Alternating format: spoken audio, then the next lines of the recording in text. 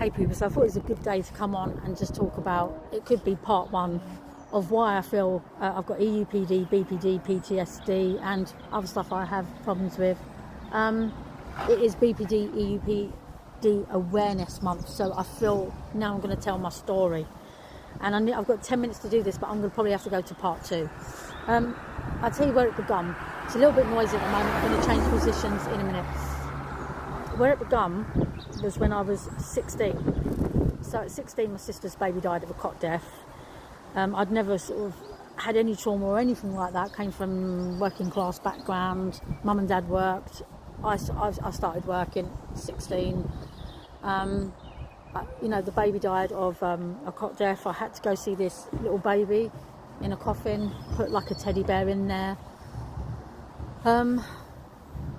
You know, it was just, I just didn't understand it because it was like a little baby. I thought, you know, grown ups you can understand, but a little baby I just couldn't.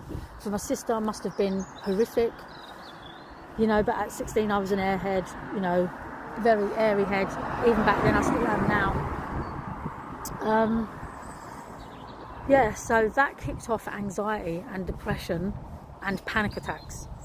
I didn't even understand what panic attacks were back then, or anxiety or anything, but so I was just ignoring it and just normalising it and just carrying on. My mum and dad just didn't, you know, I'd probably told them, but you just don't know back then because I was growing up in the 70s.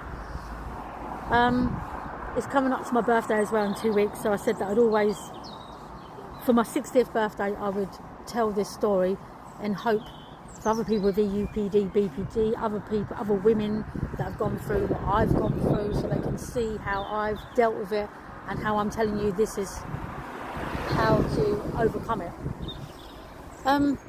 So yeah, anyway, I'm not going to say names, places, anything, I'm just to say I met Mr. A. He was very, very clever, had a 2-2 degree. Said, do you want to move to London with me? So I said, yeah, you know, because I wanted more opportunities. I was about 18 then, I was young. I wanted a better job, better opportunities. I was really confident.